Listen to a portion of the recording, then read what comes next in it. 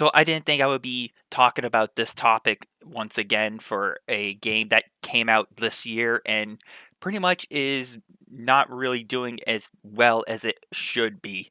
So, for those of you who don't know, I made a couple videos in the past talking about what has happened to certain game franchises, and one of those games was definitely Pokemon Legends Arceus. And now we got another game that pretty much seems to be either forgotten or it just didn't really do too well. And that game is going to be about Advanced Wars Reboot Camp.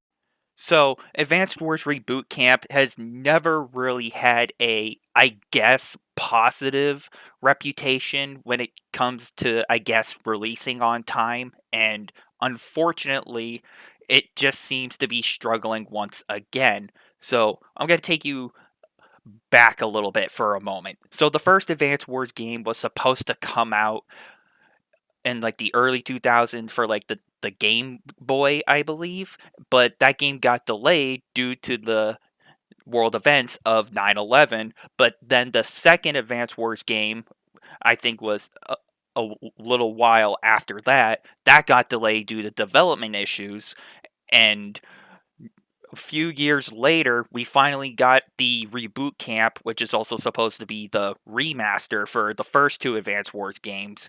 Originally, this game was supposed to come out in 2021 of December, but unfortunately that got delayed to the spring of 2022 due to development issues, and then unfortunately the game got delayed indefinitely, meaning the game was either canceled or it just got put on hold until further notice, and it was delayed due to the war breaking out between Russia and Ukraine, and Nintendo, though, who is the publisher of the game, they didn't really want to release a game like that during that time, and it would be bad PR if they did. So they pretty much made the call and say, no, we're going to hold off on this game until further notice.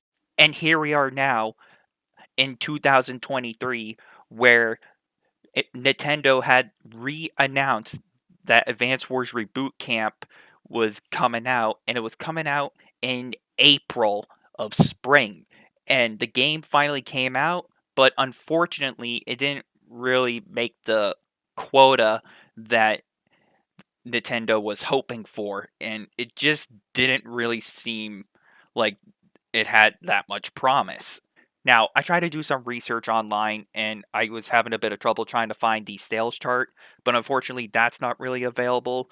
The closest I could really find was just looking on Reddit and just seeing what's going on over there. So I'm going to pull up the screenshot that I found and then we'll discuss afterwards. So this is pretty much the closest I could really find to, I guess, trying to get an accurate picture of how many sales it made. And the game apparently was released a few weeks ahead of Tears of the Kingdom and only a few days before Xenoblade Chronicles 3's DLC expansion, The Future Redeemed. And apparently the game sold around 400k copies in the first week. But since after that point, there really isn't much more to go over. Now, of course, I did try to do a double check and I tried to search for a more accurate sales number, but unfortunately, this was the closest I could really find. So, this doesn't really seem like a good sign for this game. If there's like no real accurate sales number, but just an estimate, like, oh, they sold around 400k copies, that's pretty much like an estimate. But if there's no like actual sales charts or anything like that for a game that just came out this year, that's not really a good sign. And it just kind of shows like, oh dear, this game is kind of in trouble. So I want to ask the $1,000,000 question for this video. What happened to Advance Wars Reboot Camp? Did the game unfortunately fail to meet its fans and developers' expectations and quotas and everything? Did the game just fail so badly that people just decide to forget about it and move on? Now, I do want to bring this up as well. There are some dedicated hardcore fans of Advance Wars Reboot Camp, surprisingly, and the response from them was pretty disappointed as well with it in this game because they were hoping that there was some more, I guess, options available because people really were disappointed with this game, especially the hardcore fans. But the biggest criticism I've been hearing a lot was the graphics, okay? Now, I get it. They worked on the graphics, and the reason for that is because, I mean, due to the world events between Russia and Ukraine, and Way Forward wanted to try to change it up a bit to make it more of, I guess, like a toy box kind of art style to where it's more kid friendly, and they didn't want to do the old pixelated stuff and everything, or like the retro 8-bit style graphics and everything. Now, honestly, this kind of upsetted a lot of people because they prefer the older graphics rather than the newer toy soldier kind of graphics, which I get it, you want to at least go and have a little bit of a nostalgia trip. I understand that. I mean, I feel the same way too for some games and everything. I mean, if there was an accessibility option to just turn on the retro graphics or everything, or like classic graphics, you could say, then I feel like that would have been a little more forgiving. This is like a two sides of the same coin situation.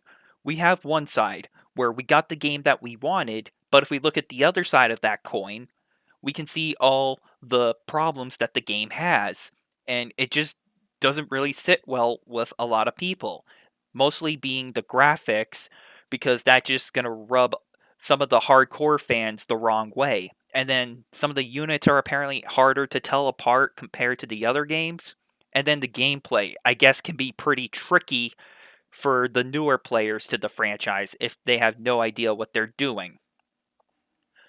So, okay, I guess I have to bring this topic up since I'm making a comparison. So, unlike Advance Wars and Wargroove, it's actually a bit more easier because you can tell which units are which in a chaotic battle, and it's actually more easier to understand what's going on and everything. But also, you have a bit more, I guess, variety and a few more options to make your experience much better. And if we compare the gameplay of Advance Wars to Wargroove, I mean, there's so many more things you can do in Wargroove than in Advance Wars Reboot Camp. For example, you can make your own custom multiplayer maps, you can make your own custom arcade maps, you can make your own custom puzzle maps, and you can make your own custom campaign for God's sakes. I mean, the creativity in Wargroove is just so dang impressive, and it's just for those dedicated fans, and it's for those passionate people and creative people that really want to make something impressive for their friends, or they want to make it for the community and they just want to show off their awesome creations and everything. Now, to be fair, Advance Wars Reboot Camp, it does have a creative side, but it's nothing compared to like Wargroove does. I mean, yeah, you can make your own custom multiplayer maps in Advance Wars Reboot Camp and share them with other people, but I think more people would rather play Wargroove for the variety. If they want to like get a challenging puzzle map, or if they want to get like a custom co-op map or something like that. You know what I'm saying? Or if they want to get like a custom campaign or anything. But unfortunately, it just doesn't seem to bowl that well either when it comes to multiplayer. Now, I've been hearing a lot of reports that the Advance Wars and Wargroove multiplayers weren't really that good either because you either there need to find like a friend code to play with people, or you just have trouble finding a match because the matchmaking takes too dang long, which is very frustrating and unfortunate, which I can understand why. So, to wrap this video up, it just doesn't seem like Advance Wars Reboot Camp really met the expectations that everyone was looking for from the developer and the fandom side of things, which is very sad because this game had potential, but it unfortunately has just fallen flat on its face, and that's just a damn shame. So, with that being said, thank you everyone for watching and for listening. I don't think I'm gonna have a video out by next week because I'm just gonna be spending the holidays with my family and everything. So there's that. So with that being said, thank you everyone for watching and for listening once again. And until next time, I'm talking about what happened to Advance Wars Reboot Camp, and I'm wishing everyone a Merry Christmas and a Happy New Year. And I'll see you all later.